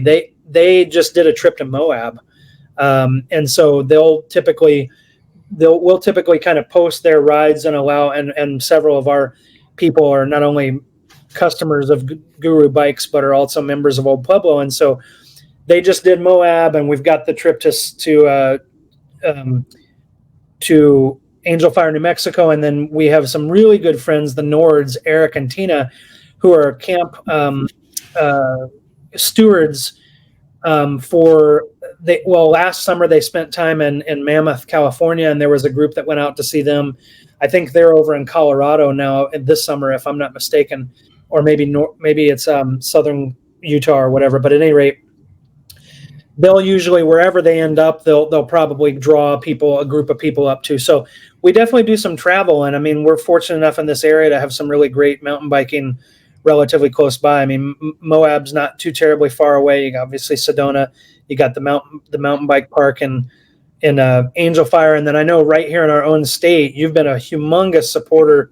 Yes, and I kind of want to do a podcast with some of the personnel out at Sunrise Bike Park, which is the only lift access bike park in Arizona. Now, I will say I've rode with quite a few people here in Tucson that still have this mental, what they think is what is Sunrise, what it used to be. Now, in the last couple of years, Sunrise Bike Park has done a lot of things. They're not quite at the level as Angel Fire, but they are getting there. They're starting to get there for sure with the machine built flow trails, Jaage, and they built another that's a green/blue. They built a jump line there, machine built jump line, and a slalom course. So most of the riding that was there once upon a time was completely natural trails, like kind of like Mount Lemmon with a lift, but without the steep, punchy climbs, all downhill. And they've updated their lift system. So it used to be a wonky upside down bike loading system. Now it's a 3-tray loading system, like Angel Fire has or used to have. And they've done some incredible things out there. And I've done some videos on YouTube videos on what their trails were. And I did an update video on what their trails are now and what they're trying to do even more so, making it more like Angel Fire. And they're not quite there yet, but they are on their way, I think. That's awesome. Yeah. Well, and that's a whole lot closer, right? I want to say. Well, yeah. So 5 hours from Tucson, it's about 4 hours, 4.5 hours versus a 10-hour drive to Angel Fire. Yeah. So once they get to that level, so they generally, because it's so further south than some of the other lift access bike parks, they generally open up a week or two before most of the other lift access bike parks, because out here in southern Arizona our weather gets much nicer sooner. So it is a ski resort as well. So, they're in this time frame, their snow is still up there, but in May it'll start to melt. And usually their opening weekend is Memorial Weekend. Well, and Phoenix is the 5th largest city in the nation, and at somewhere approaching 6 million people, there's a whole lot of mountain biking community in Phoenix. Yeah. And if you're in Phoenix, you're only 2 hours. You're only 2.5 hours. Yeah, so like from say like Apache Junction area, you can get there pretty quick, compared to like Angel Fire, even or out to say the bike parks in California. But I will say, so because they open up before all the other bike parks generally, they have riders come down from California, over from California, down from Colorado, New Mexico, because usually they're the first ones that open. Oh, that's cool. Yeah, that's neat. Yeah, and if anybody wants to see about Arizona's only lift access bike park, you can go to the Trail Monster YouTube channel, and I have a couple videos on it. And I kind of want to make one additional video before the park opens up here at the end of May of what you should probably bring up there, because it is kind of different from the other lift access bike parks that are in the country. So what's the exact name of the park? How would you find it online? Sunrise Bike Park. Sunrise Bike Park. In yeah, Arizona. And so I had an impromptu event up there with Pueblo MTB. I was just going up there one weekend, and I said, hey, I put it on the Pueblo Facebook page, and there was some riders that went up there. Now, I will say it is not the best bike park for beginners. Yeah. You should probably be a pretty decent intermediate rider. I would say if you can ride Buck Springs or Molina Basin comfortably, it's the bike park for you. Now, but where Angel Fire, like I was telling you before we had a conversation, where they have some more basic beginner trails. So if you are a beginner, you can go up there. Now, I will say Sunrise they're trying to get to that level to where they're trying to make trails that are beginner friendly.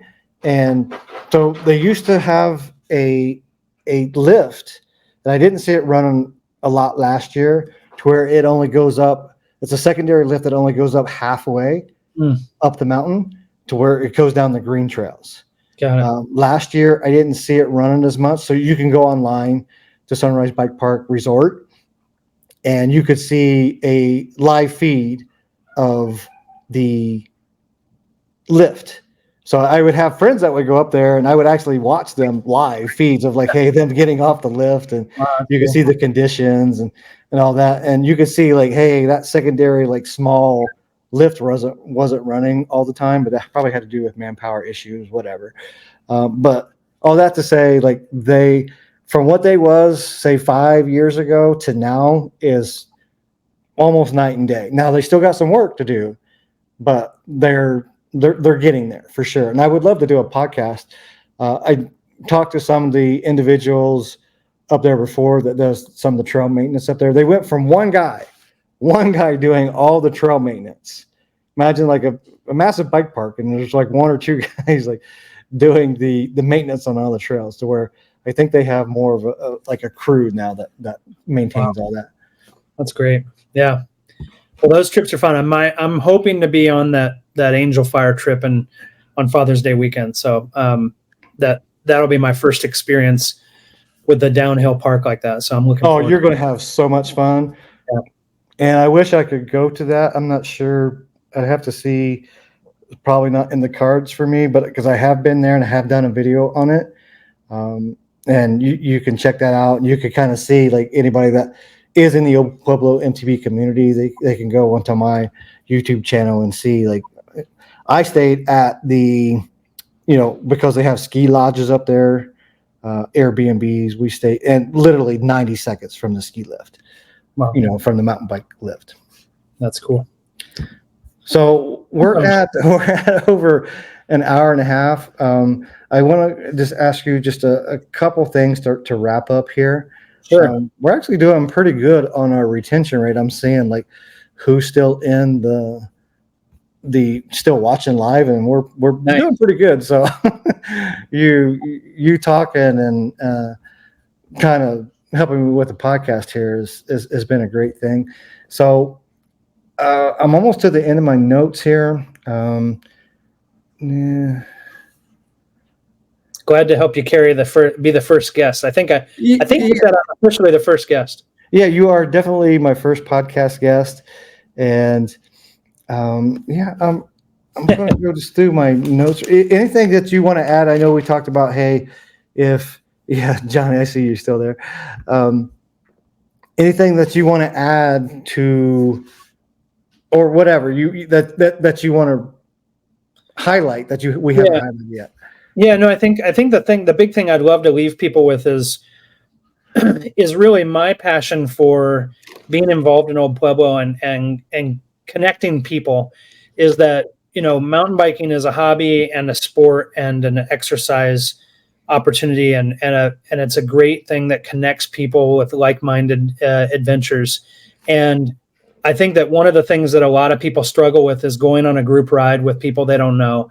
And I would generally say that group riding provides a lot of opportunity for you to have an experience at a place that you've never been with people who have been there ahead of you, and an opportunity to get to know people that you might create tremendous friendships with. And so my encouragement is, and what we really aim to do in Old Pueblo MTB is just foster an environment and a place where, hey, the riding happens and people get a chance to meet other people with like-minded and common hobbies, and that you just have an opportunity to create some friendships around something that you love to do. And you're never short of people to ride with, and when you've created a group of friends. And so we've got so many people in our community that have just grown tremendously just by coming on group rides, meeting a lot of people, and have flourished and become ride leaders themselves. My friend Amanda, who I mentioned. Yeah, and I know you had mentioned that in the other podcast. Yeah. I kind of had that in my notes of like, hey, somebody that was a beginner that is now leading rides. Yeah, I mean, the progression, I think, really is just, someone who gets a chance to experience a group ride, go on, get into the group, become friends with people, go on lots of adventures, and then feeling comfortable leading a ride themselves. And Amanda just happens to be one of the best case studies on how that went down, and she knows this, and she's a dear friend. And so just my encouragement, what I leave people with is, hey, not only is it important to be someone who can go check out, a group ride and enjoy it with others, but be someone who invites people on a group ride. Be the one that creates the group ride that invites people to hang out. So, most of our rides are no drop, and what that means is that a no drop ride means that no one's left behind. That if that however many people start the ride are hopefully the number of people that finish the ride. Well, yeah, you hope. Unless you bend a wheel or have a mechanical like you did in that particular ride you were referring to earlier, Neil. But generally speaking, we like the idea is that you get a chance to experience the ride and be there from beginning to end, and no one gets left behind. And so just don't hesitate to go on a group ride. Go check it out. Go find one in your area. And if you and a group of friends are doing a ride and you're open to others joining you, and you've got a community like Old Pueblo MTB in your area, post the ride. There's a lot of people that will not go riding unless there's a ride they can go and be a part of. And so creating that environment where people can go and join those rides is really key. And I know we kind of talked about it before, but Old Pueblo MTB is the inclusivity of that group is just second to none. Yeah, and that starts with our wonderful leaders, right, and the people that are a part of our community. I mean, I happen to start a couple of those group rides, but certainly, I'm only a small cog, in the whole system, where we've got just wonderful people who've stepped up, and whether I've asked them to do it and they were a little bit uncomfortable at first, or they've grown into a level where they'd said, hey, I want to lead a group ride, or if I couldn't ride on a given Saturday, someone will say, hey, I'm going to go riding on Saturday. Let's post my ride. And I was like, great. So, it's and I've hit you up before too, like, hey, I'm available to do a snack tin event. Do you mind if I post on the page, the Facebook page? just, on the events page and be like, hey, and some of it, sometimes it's last minute, but always it's like, yeah, sure. Yeah. Just do your thing. And that's what we do. Cool. Yeah, no, I'm glad to be an inspiration as your friend at Mountain Bike Q&A said, I just like to say that, just sometimes just doing something can be an inspiration, and that's sometimes it can be as easy as that. And, I don't fancy myself as anyone special other than, just I love to connect people and invite people to be a part of things and to have a community. And so I think if I can inspire you guys here to start a group ride in your area, if it's just a couple of you friends on a Wednesday night want to go on a night ride, and just open it up to other people, and you might find that before long there's a group of 25 of you getting together, and some of you want to ride a harder ride and some of you want to ride an easier ride. And and not only does it necessarily have to be a group ride, sometimes that people get to know each other through the group rides and be like, hey, I'm going to ride on a Tuesday for whatever reason. So maybe those two people meet up on a group ride and be like, hey, we kind of have the same schedule. We can do, not necessarily a group ride, but just meet up, as friends. Yeah, I mean, right. A lot of riding together is as simple as schedules meshing and, being equally available, right? So sometimes it can be as simple as that. Your best riding buddies are just people who can ride at the same time as you. And sometimes it is just going to a group ride and meeting someone that, oh, you live on my side of town. You can ride on a Tuesday night. Great. And yeah, like you're saying, it could just be a couple of you going on a Tuesday night because you met at a group ride. That's really how a lot of the stuff happens. Like when I said, hey, I can ride weekdays between 5 a.m. and 7 a.m., and I live in this area, there was 5 or 6 other people in my area that were like, oh, I can ride then too. And that's when I want to ride. And let's go ride Honeybee. We all live within 5 minutes of Honeybee, and on a Tuesday morning from 5 to 7 a.m., we sneak in a ride before work. And that only happens because we all kind of knew each other around the old Pueblo mountain biking group. And it was like, hey, who lives within 5 minutes of Honeybee? And it was like 10 people raised their hand, and who wants to go riding in the mornings? And it's like, oh yeah, I'll do it. Yeah.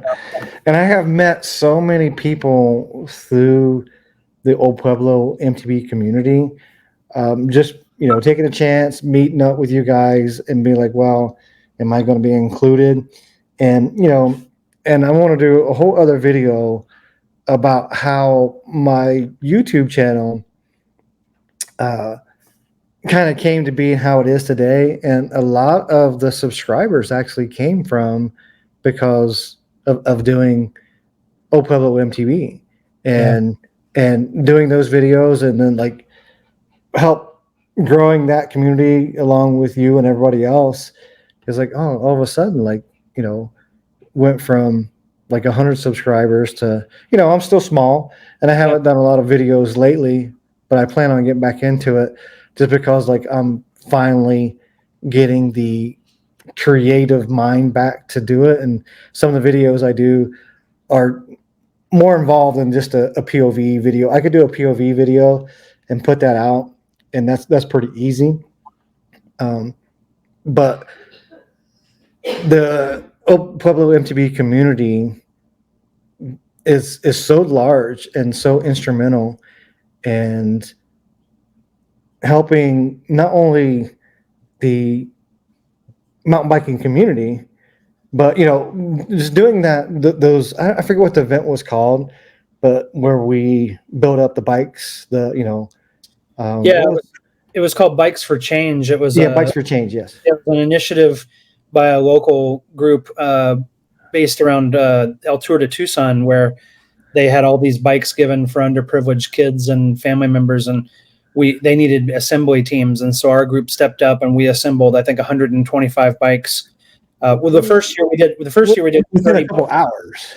We had a team of anywhere from bike shop owners to mechanics to people who tinker to people who are willing to break down cardboard boxes. But one of the ways we gave back was, and we've continued to do so with the Tucson Refugee Ministry, was with a bike grant that they were given, is they just needed people to put together bikes, and we've stepped up and did those, and those are some of our give back events. So we've been blessed with an opportunity to give back and do something fun and special, as a group, and not just go and ride ourselves. But yeah, so those have been some ancillary benefits of a group of our size, and as you say, influence and instrumental activities here in this area. So Johnny's asking, you see the question here in the chat.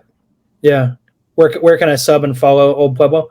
So the best thing you can do if you want to stay abreast of what we've got going on in Old Pueblo MTB is the Facebook page.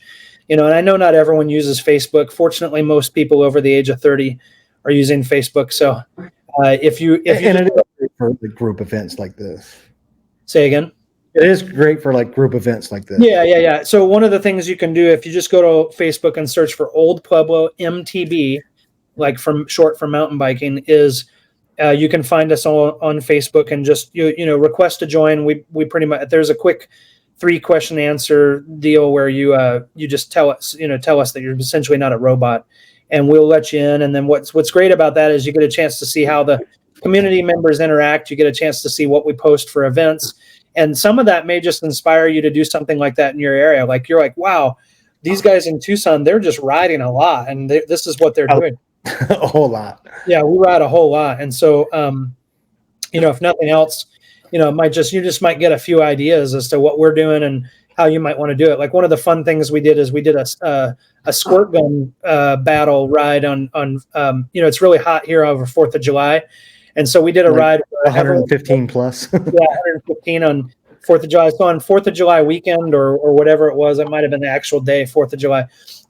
We did a mountain bike ride where everyone brought squirt guns and water cannons, and we got soaked riding, and no one was upset getting soaked, when it was 115 degrees out. So that was a fun event we did where, we just had a ton of people show up, and anytime you were riding by another rider on the trail, you just squirt them with a squirt gun. It was hilarious. So that was just some funny thing we could do in our area that was well received.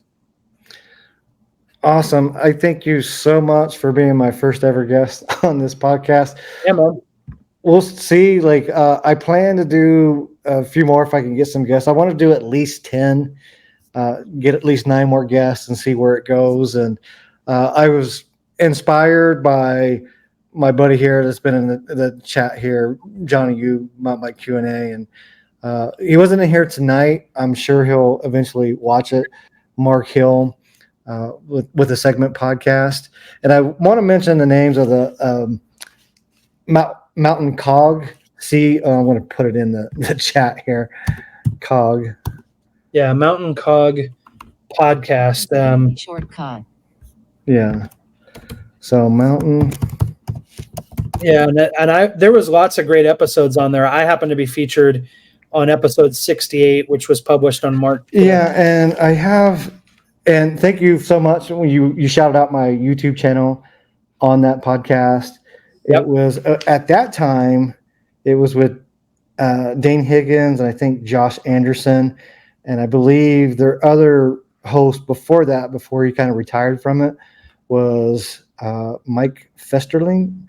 I think is in my notes. Yeah, I think Joshua and Mike were doing it together, and then Mike moved along, and Joshua appointed Dane Higgins, owner of Guru Bikes, as the other anchor point co-host. So, and then I happen to be a guest, and they've had many guests on there. They've done a lot of podcasts, so there's great topics in there. But my episode was called it was the Old Pueblo MTB, the Travis Williams episode number 68. But at any rate, it's super fun. I appreciate being a guest on. And for all the people that, I see there's still some people in the live stream still. From our first ever podcast went okay. I had some technical issues like getting up on the YouTube page that I'm going to try to correct before the next podcast, and even to try to find the next guest. But all of you that has been in the podcast, giving us questions and comments in the chat, thank you so much. And Travis, thank you so much for being my first ever guest on a podcast. Hopefully it went okay. There's these things are always like, your first time of anything, never goes, whether it's mountain biking or life or whatever you want to you want, dive into, like your first time is, sometimes it's just growing pains. You know what I mean? Yeah, no, I'm glad to be here. I think we survived it well, and we got a lot of good people that have stuck with us through it. And super glad to see my friend David Kern pop in and say hi. And Yeah, hi Dave. yeah, so Yeah, cool. and a few of my friends and some of the guys that have popped in, some of the podcasts that we kind of frequent and make comments on, and is there any other thing that you want to add? I know we're like almost at 2 hours. We're going to truly end it here in just a second. So we had talked about earlier is like, you think we can go an hour? We're almost at 2 hours. Yeah, no, I knew that I've never been accused of brevity. No, that's a great. I just really appreciate being here. I think that we've got a wonderful community, and if I can leave anyone with the encouragement of reaching out in their own local area and either finding group rides or helping create group rides, that's really the where it's at for me. All righty. Thank you, brother, so much. Yeah. You are awesome, Mr. Captain Enthusiasm. And I hope to see you on the trail soon. Yeah, man. Whether it's down Fantasy Island, up at Honeybee. We'll have to get together. Like I said, I'm back riding more than I have in the last few months. So we'll get together. We'll get together and do a ride. No place when Trail Monster's on the trails. Yeah. So, and before it gets too hot, I'm planning maybe to do a snack tin event at Fantasy Island. I'll get with you and we'll make that happen. Yeah, I mean, we'd love to have you on the May 27th event down there at Fantasy. So I'll reach out to you and just make sure you're welcome on that. Oh, awesome. Thank you so much. And it's been a pleasure. And I'm going to just fade it out with some music here. Love it. Can I dance? Okay. I don't hear the music, but I can dance. All right. You got the music? You got the music? Let's do it. I don't hear it, but I'm dancing. All right, guys. Thanks for All right. Thank you, everybody. We'll see you on the next show. Mm-hmm.